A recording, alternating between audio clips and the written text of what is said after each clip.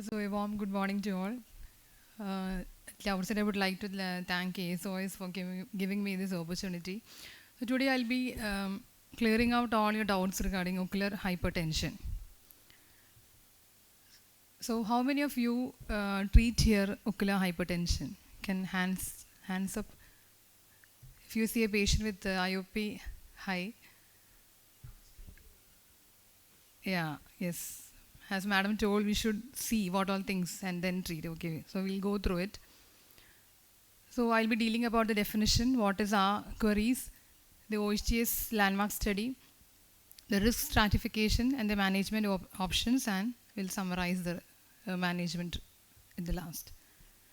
So ocular hypertension is defined as an intraocular pressure of more than 21 millimeter mercury in either of the eyes, at least at 2 occasions measured by the Goldman's lapillination tonometry, with open angles and no evidence of any structural or functional damage and no systemic or ocular cause of raised intraocular pressure. So 4 to 10% of the adults over 40 years are having IOP more than 21, and they are classified as ocular hypertensives. And actually it is more prevalent than primary open angle glaucoma, and the incidence by the value rise study was at 3%. So it is the blue portion, what you're seeing there is the ocular hypertension, proportion of the ocular hypertension compared to the POAG. So what is our queries is that whether should we treat all patients with high IOP without any optic nerve damage, or how often should we follow up, and will the treatment prevent the incidence of glaucoma? So ocular hypertension treatment study was the landmark study in this field, and it was the study conducted to debate the management of the ocular hypertension. And it was conducted in 3 phases, and the phase 1 was conducted between 1994 to June 2002. And the main question was whether this treatment will prevent the incidence of primary open angle glaucoma in ocular hypertensives. And again to define whether there is any baseline clinical and demographic features which can predict the incidence or the risk of POAG in ocular hypertension. So about 1,636 patients were studied, and they divided into 2 groups. And one was the observation group and the other one was the treatment group. And the aim was to decrease the IOP 20% from the baseline, or either to bring the IOP less than 24 millimeter mercury. So one was kept for observation and the other one was treated. And the results for the 5-year results was that the mean IOP was there was a 4% decrease in the observation group, but in the treatment group there was a 22.5% decrease in IOP in the treatment group. And again the probability of developing glaucoma was 9.5% in the observation group, and it was about half or 50% decrease of incidence in glaucoma in the treatment group. So the study concluded that the ocular hypertensives will prevent or decrease the incidence of POAG in ocular hypertension. And the other thing was that the other aim was to find out the baseline or demographic or clinical factors which may help or predict the incidence of open angle glaucoma in ocular hypertensives. And the risk factors they found was one is the older age, then the thinner central corneal thickness. So for every 40 micron decrease in the central corneal thickness, they showed an 81% risk of this primary open angle glaucoma. Again, the higher IOP, larger cup disc ratio, again not by the color, and as told, it's by the contour of the blood vessels. And the greater pattern standard deviation, which is usually seen at the right end of the visual field report, we'll see that is a pattern standard deviation was taken into account.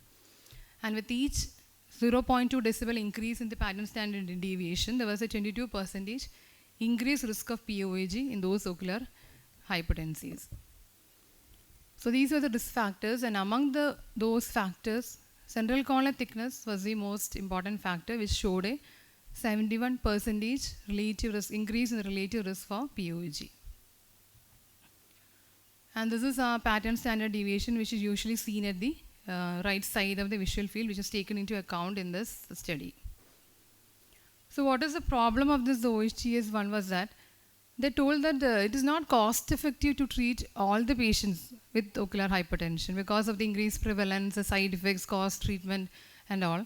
So they had rather advised, as we saw, a risk stratification to see what all patients have what all factors we saw, which predict the incidence of POAG, and then how to follow up these patients. So this OHTS2 study was done actually to see whether if we delay the treatment, whether it will lead to any irreversible glaucomatous damage.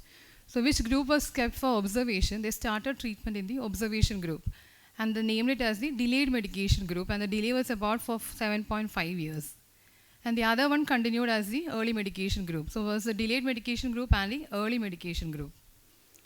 And they could see that there was no any significant difference in the incidence of POG between the two groups, and hence they made a conclusion that delaying treatment in most of the participants does not lead to any irreversible damage during the 7.5 years delay.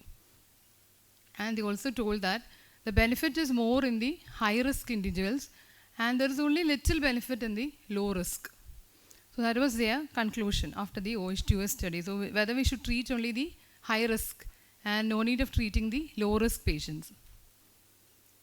So depending upon the risk factors which the study brought, actually a risk calculator was formed. And it is actually a calculator which estimates the 5-year risk of the incidence of POAG in ocular hypertension.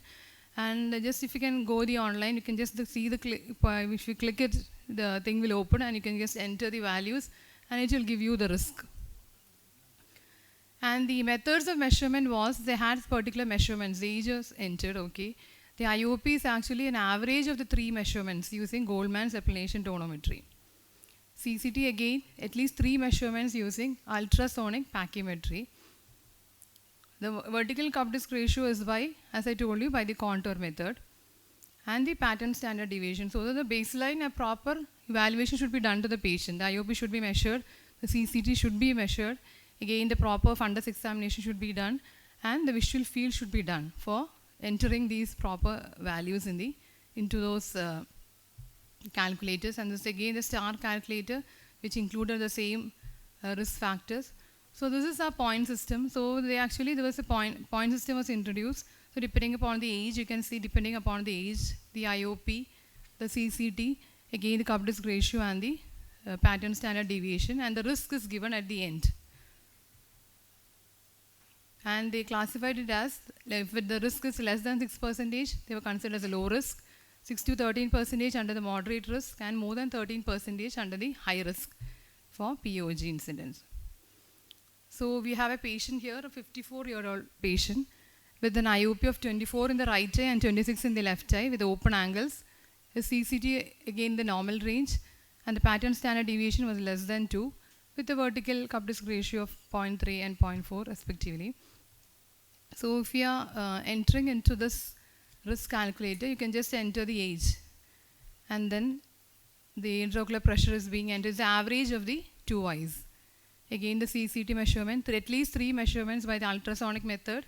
Again the average of 2 eyes, and again the cup disc ratio has been entered, and the pattern standard deviation, and the risk is given at the below. You can see this is a 10% risk. So it again comes to the moderate group. Another patient, a 65-year-old patient, again here the IOP is almost in the same range, but the central corneal thickness is lesser. It is only 510 in the right eye and 513 in the left eye. The other parameters are almost equal. So if you are entering into this calculator, you can see that the risk is more for the thinner central corneal thickness. It comes into the, it's between the, it's lesser than 530. The risk is 20%, which comes to the high risk group. So this risk calculators are again having limitations of its own, because it is actually for the patients who were studied, similar to the participants who studied in the OHTS and the EGPS study. And actually again it should design to help us our clinical management, not just to find the risk and treat. You should, again it aids with our clinical management. Also you should exclude the other causes of secondary raise in IOP, like steroid-induced glaucoma or any history of trauma, the syndrome, Postner-Schlossman syndrome. Again the pigment dispersion syndrome, which is usually more common in myopes. And the proper gonioscopy should be done before coming to the diagnosis of an ocular hypertension. So how to monitor? There was, if the low risk patients, a yearly monitoring is enough. But if it is a moderate risk, at least 6 months. And if it is high risk, at least more than, if it's high risk, you should go for a 3-monthly visual field evaluation. The other possible risk factors also you should consider while by taking the treatment decisions. And the IOP rise low it by 20%, and the topical beta blockers and the prostaglandin analogs will do. And laser trabeculoplasty has been proposed as an initial management in ocular hypertension. So what will be our take-home message is that first you should find out the risk. If it is high risk, again it needs treatment. Moderate risk, see with the associated risk factors are present or not, and then only treat. And the low risk, just the follow-up is required to see for the early signs of progression or the incidence of glaucoma. So thank you for the kind attention.